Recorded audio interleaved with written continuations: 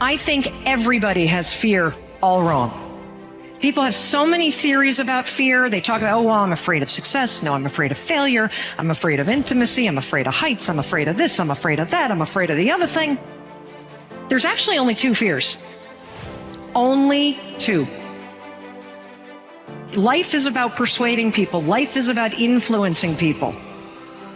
And fear is the invisible force that will make you ineffective at that. It will stop you. Here's what real fear should be. Living a life where you spend most of your days in the comfort zone, playing it safe and not challenging yourself to level up. Fear is normal, and we all have it, but it's not doing the job it was meant to. Fear kept us alive for thousands of years to make sure that we never wandered too far or dared too big. Those days are over now. I believe that fear exists now in our present life so that we can challenge ourselves in other ways that our ancestors didn't have to. Too many of you think that you're the person that fear is telling you are every day. I'm weak, I'm useless, I'm small, I'm insignificant, no one cares about me, blah, blah, blah. It's all a load of bollocks, and it's only true in your mind because you listen to it. And you need to realize that you have complete control over your mind. You need to start talking back with your own voice, your true voice, and telling fear to fuck off. Because I'll tell you this, fear will control you your whole life as long as you let it. You acknowledge your fears, you embrace those fears, and then you move on. You act on whatever it is that you fear. Because once you embrace it, see, what you resist will persist. What you resist will persist. So one of the most important things is to begin to embrace your fear. If you look upon every step forward as a learning experience, and every setback as a valuable lesson that has been sent to you to make you stronger and better, you will not be afraid to launch in faith into the unknown. Fear must die. Fear will die. The only way you can change is to step right into your fear. You must step right into fear. You must sum up all the courage inside you and do the thing you fear most. Decision's yours and the outcome is yours. It is that simple. It has nothing to do with the outside world. There's no excuses when it comes to happiness. What changed? I changed. And I stopped being a victim. I stopped saying I've got to wait for good things to happen to me. And I said I'm going to grind. I'm going to fight.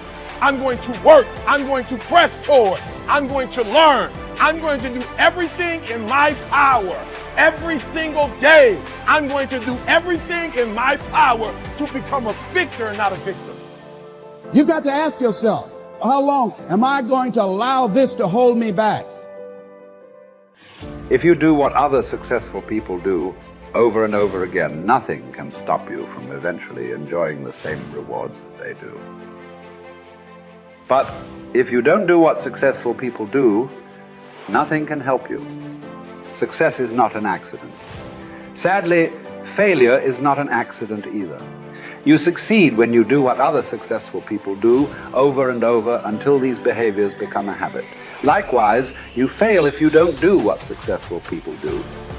In either case, nature is neutral. Nature does not take sides. Nature doesn't care. What happens to you is simply a matter of law.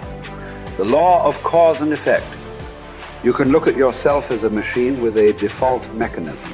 Your default mechanism is the almost irresistible attraction of the expediency factor. In the absence of self-discipline, your default mechanism goes off automatically. This is the main cause of underachievement and the failure to realize your true potential.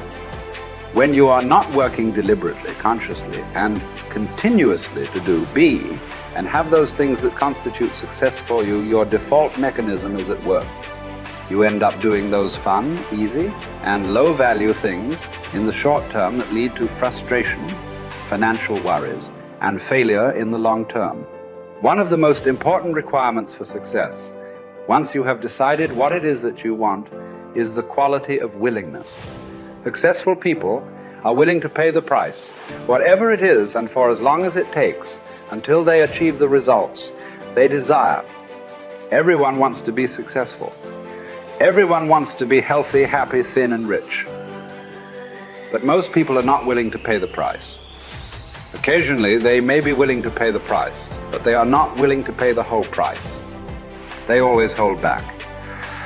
They always have some excuse or rationalization for not disciplining themselves to do everything that they need to do to achieve their goal.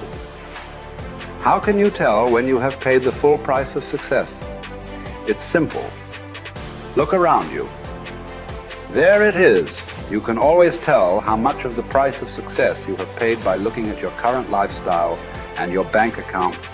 By the law of correspondence, your outer world will, like a mirror, always reflect the person you are and the price you have paid on the inside.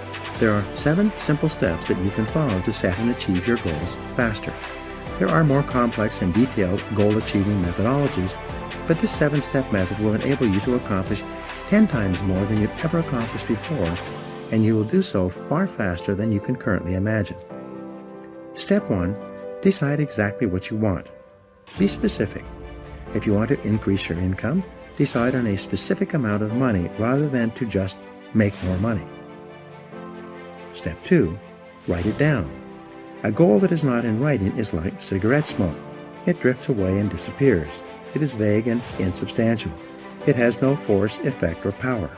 But a written goal becomes something that you can see, touch, read, and modify if necessary. Step 3. Set a deadline for your goal. Pick a reasonable time period and write down the date when you want to achieve it. If it's a big enough goal, set a final deadline and then set sub-deadlines or interim steps between where you are today and where you want to be in the future. A deadline serves as a forcing system in your brain. Just as you often get more done when you're under the pressure of a specific deadline, your subconscious mind works faster and more efficiently when you have decided that you want to achieve a goal by a specific time. The rule is, there are no unrealistic goals, there are only unrealistic deadlines. What do you do if you don't achieve your goal by your deadline? Simple. You set another deadline. A deadline is just a guesstimate. Sometimes you will achieve your goal before the deadline, sometimes at the deadlines, and sometimes after the deadline. When you set your goal, it will be within the context of a certain set of external circumstances. But these circumstances may change, causing you to change your deadline as well. Be flexible. Step number 4, make a list of everything that you could think of that you could possibly do to achieve your goal. As Henry Ford said, the biggest goal can be accomplished if you just break it down into enough small steps. Make a list of the obstacles and difficulties that you will have to overcome, both external and internal, in order to achieve your goal. Make a list of the additional knowledge and skills that you will require in order to achieve your goal. Make a list of the people whose cooperation and support you will require to achieve your goal. Make a list of everything that you can think of that you will have to do, and then add to this list as new tasks and responsibilities occur to you. Keep writing until your list is complete.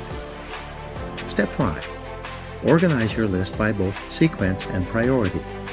A list of activities organized by sequence requires that you decide what you need to do first, what you need to do second, and what you need to do later on. In addition, a list organized by priority enables you to determine what is more important and what is less important.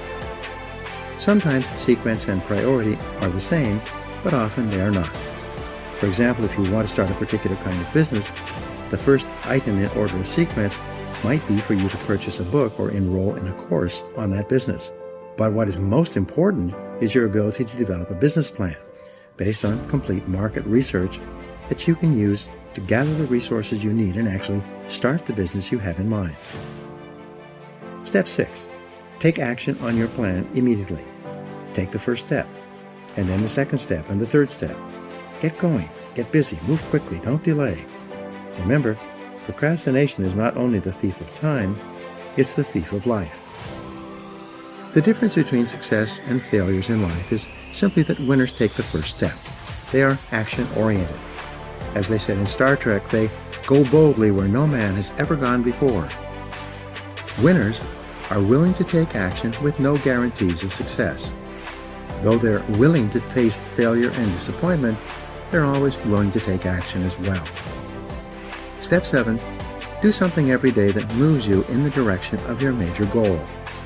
This is the key step that will guarantee your success. Do something 7 days a week, 365 days a year. Do anything that moves you at least one step closer to the goal that is most important to you at that time. When you do something every day that moves you in the direction of your goal, you develop momentum. This momentum, this sense of forward motion, motivates, inspires, and energizes you. As you develop momentum, you'll find it increasingly easy to take more steps towards your goal. In no time at all, you will have developed the discipline of setting and achieving your goals. It will soon become easy and automatic. You will soon develop a habit and the discipline of working toward your goals all the time.